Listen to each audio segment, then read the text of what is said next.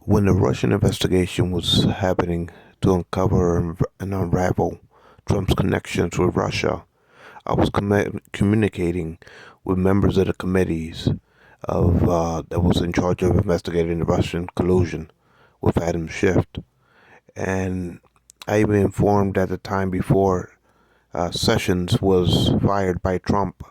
I called and left a message for Sessions to understand how the investigation was taking place. Anyway, Schiff uh, was the head of the committee chair, and Nunez was co-chair of the committee. And I noticed that when I left the messages for all members of the committee, Nunez ran to the White House and informed Trump of all the investigations. That's how Trump was obstructing justice in the Mueller report, because Nunez went to the White House, and I think they call it the Pizzagate scandal, because Trump had a pizza party in the White House, and that's the incident where supposedly Nunez ran to the White House and spilled all the intel and allowed Trump to vet out the investigation, the Robert Mueller investigation, and destroy evidence that incriminated him and ExxonMobil and the links with Russia and Car Icon. So now Nunez supposedly is working in the Trump's Truth Network. Nunez is always been a corrupt official, and he's in it for the money. And he sees that by working for Trump, he thinks that he can inherit some type of wealth with that, being in charge of that Truth Network, Trump communication media company, but I don't think so.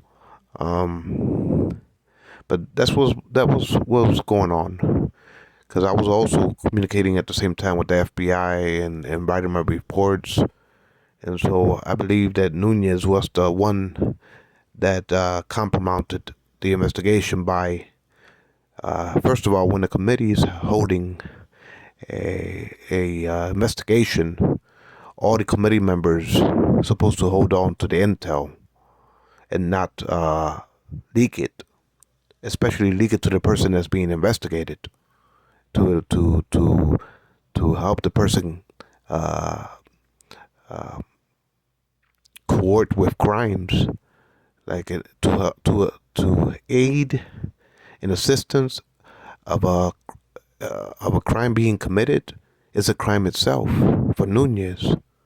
So to aid in the assistance of a crime is a crime within itself, as far as Nunez leaving the committee to go to the White House and leak all the intel to Trump that allowed Trump to vet out the Justice Department. And that's when Trump fired the Southern District of New York, because he didn't want to be financially audited. So he fired the Attorney General of the Southern District of New York around the same time the Russian collusion investigation was happening, to cover all his financial trails. So for Nunez to have betrayed his sworn oath as member of the committee and to leak out intel to the subject of the investigation, to a target of the investigation, the subject of the investigation, which is Donald Trump, for him to inform Trump of all the classified information in regards to the Russian collusion, to aid and abide by assisting Trump to vet out the Mueller report, is a crime within itself for Nunez, Congressman Nunez. So the FBI should look into that. So Sessions, when I left the message for Sessions, he had enough common sense to recuse himself, because he was able to know that I was telling the truth when it came to Rex Tillerson and Trump and what they were doing in the Russian Arctic. And so that's why Trump was pressuring at the time Attorney General Sessions, and Sessions didn't want to go along with it. Sessions uh, pulled back as Attorney General, and he recused himself. But that's around the time when Nunez went and spilled his guts to Trump, and Trump appointed Rosenstein and fired Sessions, and then he put Whitaker in there, and then he started vetting out the FBI, firing the deputy, firing Comey, and then finally, when Robert Mueller was getting close to Trump and Russian collusion with the Moscow Tower, Paul Manafort, Giuliani, they started getting close to Trump, the FBI. And so by the time Trump kept on vetting out and he appointed Bill Barr, they already dried up the leads for Robert Mueller. So Robert Mueller was stalled for a good time. In the investigation, there was no leads coming in because Bill Barr, Rosenstein, and Whitaker were already vetting out the attorneys in the Justice Department, and they were drying up the investigation. That's why Christopher Wray was appointed, was to dry up the leads with the FBI Russia collusion. That's the only reason Trump hired him. And so that's what was going on behind the scenes. I don't know what Christopher Wray was thinking, but that's what was going on. That was what was happening behind the scenes. I guess the political times, Christopher Wray probably was under the impression that it was a witch hunt, and since he's a Republican, he probably was lenient towards Trump, believing Trump that it was a witch hunt, but in reality, it wasn't a witch hunt. The truth is obvious. The information is 99% of this information is open source as far as ExxonMobil and the Russian Arctic with Trump. Like, you don't have to read that far in between the lines to see what was happening behind the scenes. So that's basically what was going on. And so attention needs to be brought back to the true corruption and how Russia has Trump compromised. And it's been like that since Trump stepped on the scene. And people have to face up to the truth and stop running away from it as far as Republicans are concerned.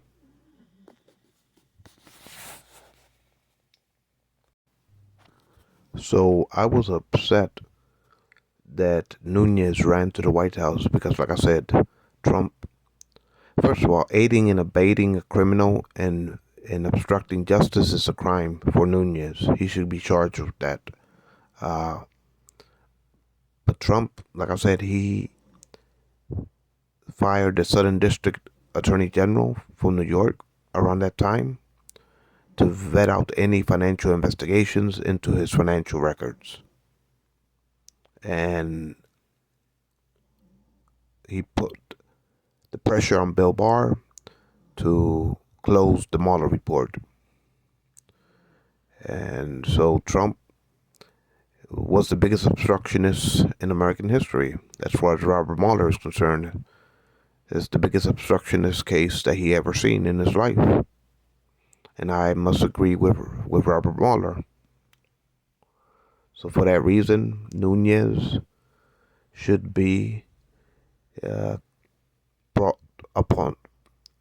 charges upon him for what he did. At least Sessions had the wits to recuse himself. But like I said, Trump kept on acting like he was the victim, like Trump was the victim. And in reality, he wasn't. Trump was wheeling and dealing. That's why Rex Tillerson got scared and supposedly resigned. And Carl Icahn jumped ship too. They told Trump that it was getting too hot for them to be in his administration, so they went behind the scenes. Rex Tillerson went to the United Nations to work as an energy lobbyist, connecting the dots for Exxon, tying the strings for Exxon, and connecting the dots when it came to controlling Exxon, controlling Trump. Because you got to understand, it was not only just Rex Tillerson, it was all the board members of Exxon that were always controlling Trump. But Rex Tillerson was the key figure. And so Rex Tillerson, with Trump, they came up with an idea like, hey, let's have an argument, make it seem like we're not getting along, and you'll fire me. And like that, it would draw the heat away from it. It would draw the attention away from it. So that's what they did. They acted like they had a spout, and Trump fired him. But in reality, it was all make pretend between Rex and Trump. Rex wanted to get out of the spotlight under the Robert Mueller investigation. So they made it seem Trump and Rex Tillerson like they were arguing with each other. And all of a sudden, Trump fired Rex. But in reality, it was all a acting game.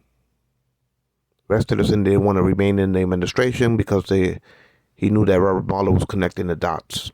So between Rex Tillerson and Trump, they made pretend like they weren't getting along, and supposedly Trump fired him. In reality, they set it up so it to look for public opinion like they weren't getting along, and somehow Trump fired him. But in reality, he went to work in the United Nations, connecting the dots for the Exxon board members, and using Trump to finish his initiatives, Exxon initiatives in the Russian Arctic. Carl Icahn was still behind the scenes ordering Trump when it came to his American gas refinery businesses. Carl Icahn went back to New York, but he was still pulling the strings. You gotta understand, Carl Icahn and Rex Tillerson was American oligarchs controlling their puppet, snake oil puppet, which is Trump. The only reason they left the administration is because they knew Robert Mueller would zero in and investigate them. And that's why Carl Icahn and Rex Tillerson jumped ship. And so I'm real disappointed. I'm disappointed in the justice system for not unraveling the truth. When I say I'm disappointed, basically, with Rosenstein, Whitaker, and Bill Barr. Because Rosenstein got all my reports, but he paid a deaf ear to it.